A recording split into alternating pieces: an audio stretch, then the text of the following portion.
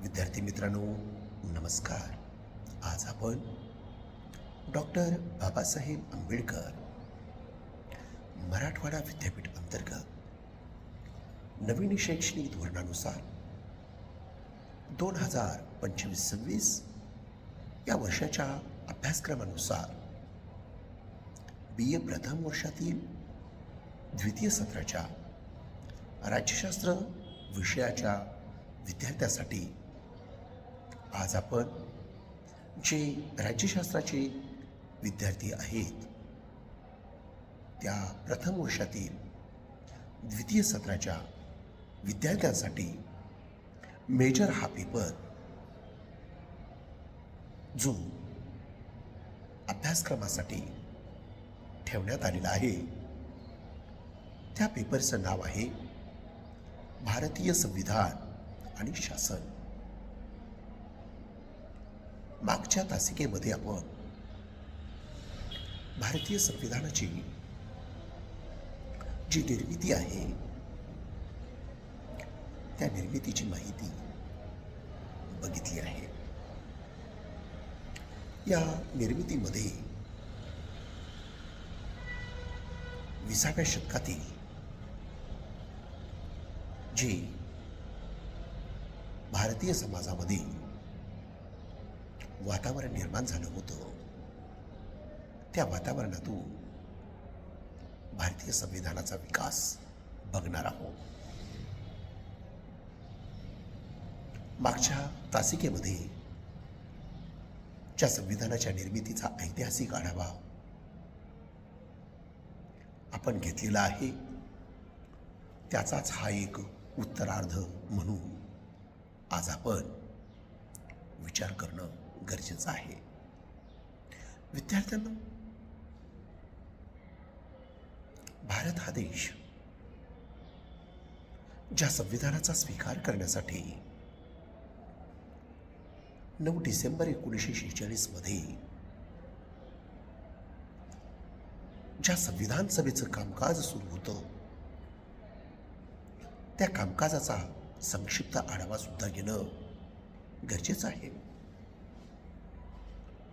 संविधानाची निर्मिती होत असताना भारतातील वातावरण हे स्वातंत्र्याच्या संग्रामातील जे वातावरण होतं याचा प्रभाव सुद्धा भारतीय संविधानावर पडलेला होता. आणि ब्रिटिशांनी ज्याप्रमाणे निषेध केले होते की भारताला आम्ही स्वातंत्र्य देणार आहे, पण या स्वातंत्र्यासोबत भारताने आपले एक संविधान सुद्धा निर्माण करणं गरजेचं आहे. या संविधानाच्या कामकाजाबाबत जशी माहिती आपण बघतो त्यामध्ये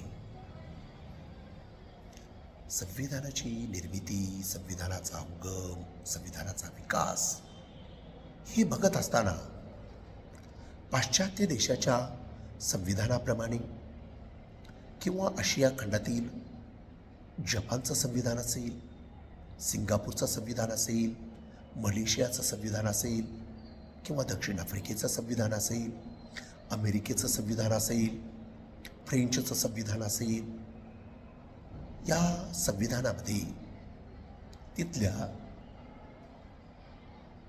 ज्या सामाजिक बाजू होत्या,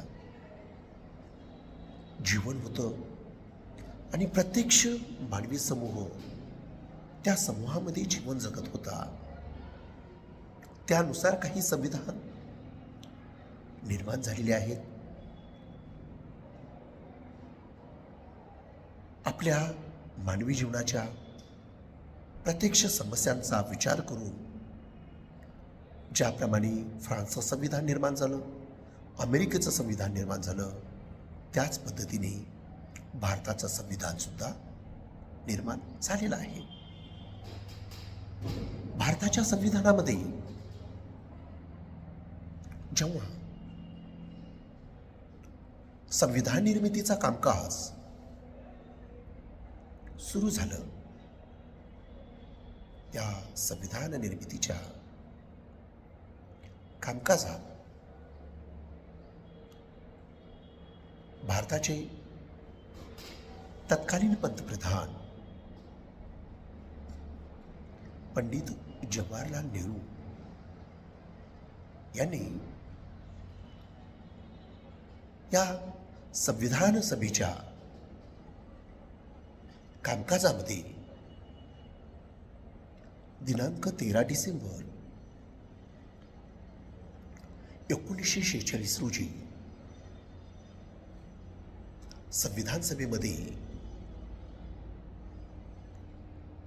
संविधान सभेच्या कामकाजाचा एक ठराव मांडतात. तो ठराव मांडत असताना त्या ठरावाची पार्श्वभूमी बघणं अत्यंत गरजेचं आहे. तो ठराव त्यांनी जो निषेध केलेला आहे तो भारताच्या भूतकालीन घटनांचा, भारताच्या समकालीन जीवनांचा आणि भारताच्या भविष्याचा वेध घेणारं संविधान निर्माण करण्याचं ध्येय तत्कालीन पंतप्रधान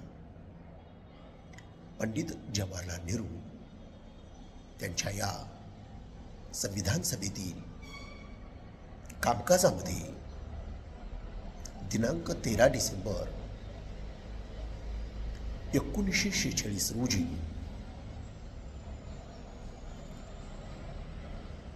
उद्देशिकेचा ठराव ते मांडतात. ते मांडत असताना भारतामध्ये जे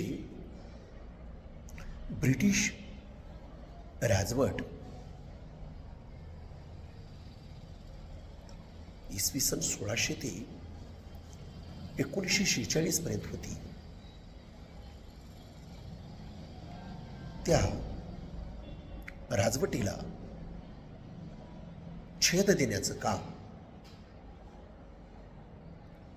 आपल्या देशातील या महापुरुषांनी केलेले होते, ज्यामध्ये गोपाळकृष्ण गोखले असतील,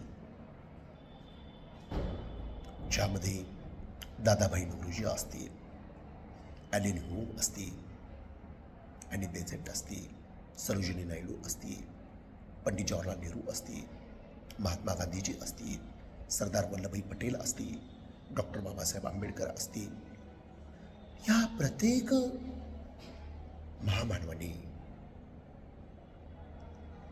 या राष्ट्रीय बांधणीमध्ये जे योगदान दिले होते, त्या योगदानातून भारतीय संविधान सभा अस्तित्वात आली होती. मित्रांनो, त्या संविधान सभेत ज्यावेळी उद्देशिकेचं महत्त्व पंडित जवाहरलाल नेहरू विशद करत होते, तेव्हा त्यांच्या सादरीकरणामध्ये जे महत्त्वाचा उद्देश ठराव मांडलेला होता तो साधारणतः 8 बाबींना विषेध करणारा होता. त्या 8 बाबी ज्या होत्या त्या 8 बाबीतूनच भारतीय संविधान निर्माण झालेलं आहे असं आपण गृहीत धरणं चुकीचं ठरणार नाही. या ज्या 8 बाबी होत्या, या 8 बाबी पंडित जवाहरलाल नेहरू जे विषद केले होते त्याची माहिती उद्याच्या तासिकेमध्ये. धन्यवाद.